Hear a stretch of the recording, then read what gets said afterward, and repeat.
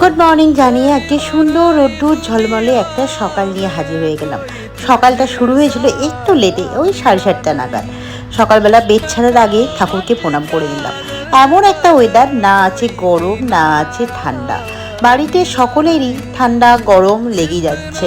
আর সকাল সকাল ফ্রেশ হয়ে হাজব্যান্ডকে দিলাম 1 কাপ চা বানিয়ে, আর আমি চলে গেলাম কিচেনে।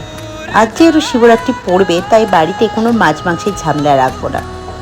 আজ বানাবো ঢোকার ডালনা, আর তার সাথে আলু পোস্ত। আর ছেলের জন্য অরেঞ্জ জুস রেডি করে দিলাম, ওটাও খেয়ে নেবে। আলু পোস্ত নর্মালি বাড়িতে করা হয় না, যেহেতু আলু খেতে আমরা খুব একটা পছন্দ করি না। কিন্তু আজ যেহেতু একটু নিরামিষ, তাই ভাবলাম একটু আলু পোস্ত বানিয়ে নিই। আমরা তো ভাত খাবো না, কিন্তু ছেলে হাজবেন্ড তো ভাত খাবেই।